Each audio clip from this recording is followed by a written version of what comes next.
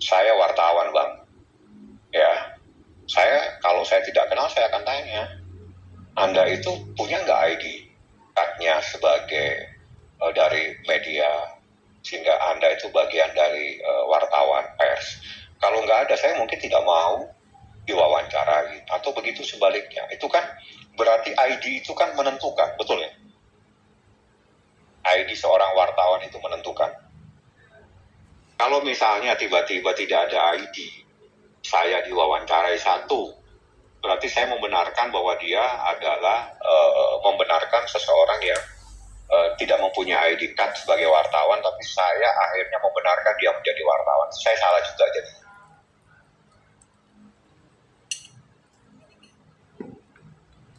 Oke. Jadi hukumnya seperti itu sih, gampang kok ya.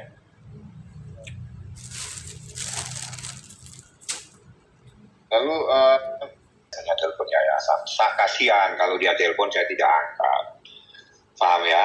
Jadi di dalam hidup ini kita punya skala prioritas.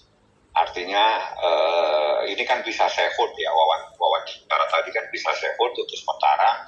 Tapi telepon dia kalau saya tidak angkat, satu, saya takut dia kecewa. Takutnya dia menggunakan HP lagi, terus HP-nya itu mungkin dipergunakan oleh yang lain untuk telepon yang lain. Jadi di saat dia telepon harus terlebih dahulu saya angkat teleponnya. Walaupun dia cuma nanya sesuatu yang tidak terlalu penting. Tapi di saat saya bisa angkat teleponnya, kan pasti ada kebahagiaan seorang anak. Dia telepon bisa diterima. Saya pikir itu kan yang terpenting. Jadi bukan ada sesuatu, tidak ada sesuatu, tapi bagaimana kita mencoba melakukan skala prioritas.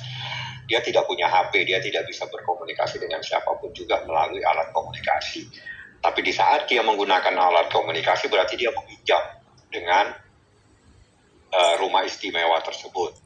Nah, kalau memang dari rumah istimewa dia nelpon kepada saya, kan kasihan kalau nggak saya angkat. Jadi saya angkat sebentar, walaupun tidak lama. Biasa dia sering nelpon itu, sering nanya aja. Bang, kapan Laura ketemu sama Niki, Bang? Bang, daripada sama MM, Bang, atau gimana, Bang? Enggak lah, sama mamanya sering, banyak banget. Itu rumah kan asik lah itu ya, rumah. Saya bilang tadi tempat istimewa ya kan, berarti kan istimewa sekali tempatnya. Jadi untuk membeda aja rumah istimewa sama tempat rumah aman sama tempat istimewa itu sama-sama tempat, cuma bedanya ini lebih eksklusif, lebih bagus, lebih santai dan seterusnya seperti itu. Bang, terakhir kapan Bang Niki ketemu sama LM, Bang? Kemarin 2 hari yang lalu saya sama dia. Hari apa? Hari Minggu saya ketemu. Bareng Sabtu sama saya ketemu, Minggu ketemu lagi. Ya lagi kebetulan tidak jauh dari saya, jadi tidak jauh dari rumah saya jalan-jalan. Dia anak saya juga seperti anak sendiri kan. Saya jalan-jalan ke sana, ngobrol, tawa-tawa. Gak ada masalah. Berarti Abang udah seperti ibaratnya sosok om ya, Bang, bagi Laura ya, Om. Ya, Bang. Ya bisa dikategorikan seperti itu. Emang dari kecil kan saya mau kenal dia. Dia masih kecil kan saya sudah kenal dia. Jadi dia mungkin menganggap saya omnya berarti Ami dia manggilnya. Ya udah. Makanya kalau di saat seperti itu dia telepon, kalau nggak kita angkat, saya takut lu kenapa nggak mau diangkat gitu, karena nggak gampang bisa menggunakan alat komunikasi di tempat istimewa tersebut, karena itu kan memang dibatasi, bukan dilarang tapi dibatasi. Jadi tapi boleh berkomunikasi, nggak ada masalah. Tapi kalau Abang nasihatin Laura apa aja gitu, Laura selalu dengar berarti ya, Bang ya?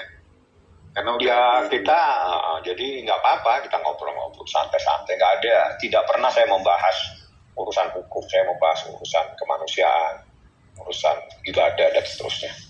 Tapi Bang, Laura kan tidak mengetahui kan berita-berita tentang ibunya, Bang? Gak ada apa-apa dia, nggak ada.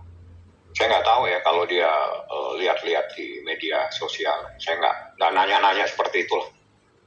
Dan Laura juga tidak bicara dengan Abang bertanya gitu? Enggak, kita bahas-bahas apa ya kemarin itu, sambil ketawa-ketawa aja dia. Persiapan mau Ramadan ini gimana gitu. Itu aja yang kita bahas.